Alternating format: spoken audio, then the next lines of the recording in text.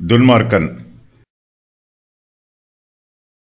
துன்மார்க்கன் வர அவமானம் வரும், அவமானத்தோட நிந்தையும் வரும். துன்மார்க்கன் நிந்தையை உண்டு பண்ணுகிறான். துன்மார்க்கனால் மற்றவர்களுக்கு நன்மை உண்டாகாது, நிந்தையே உண்டாகும். துன்மார்க்கன் பிறரோடு பேசி பழகும்போது அவன் மூலமாய் எல்லோருக்கும் நிந்தை உண்டாகும், எல்லோருக்கும் அவமானம் உண்டாகும். துன்மார்க்கன் ஞானிகளின் கூட்டத்தில் பிரவேசிக்கும் போது அவன் மூலமாய் எல்லோருக்கும் அவமானமே வரும். துன்மார்க்கன் கர்த்தரை ஆராதிக்கிற சபையிலே பிரவேசிக்கும் போது அவன் மூலமாய் தேவனுடைய நாமம் தூஷிக்கப்படும். கர்த்தருடைய பரிசுத்தவான்களுக்கு நிந்தை வரும்.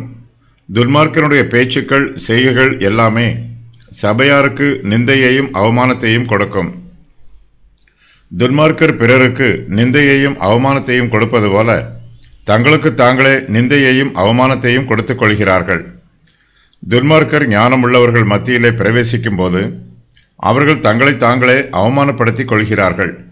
அவர்களுடைய வார்த்தைகளின் மூலமாயும் செய்கைகளின் மூலமாயும் துன்மார்க்கருக்கு அவமானமே உண்டாகும். துன்மார்க்கர் மாய்மாலக்காரர்கள். தங்களுடைய துன்மார்க்கம் மற்றவர்களுக்கு தெரியாத ரகசியம் என்று அவர்கள் நினைத்துக் கொள்கிறார்கள். கர்த்தரோ அவர்களுடைய இருதயத்தின் ரகசியங்களை எல்லாம் வெளிப்படுத்துகிறார். கர்த்தருக்கு மறைவான ரகசியம் எதுவுமே இல்லை. துன்மார்க்கரின் மூடத்தனம் வெளிப்படும் போது அவர்களுக்கு நிந்தையும் அவமானமும் உண்டாகும்.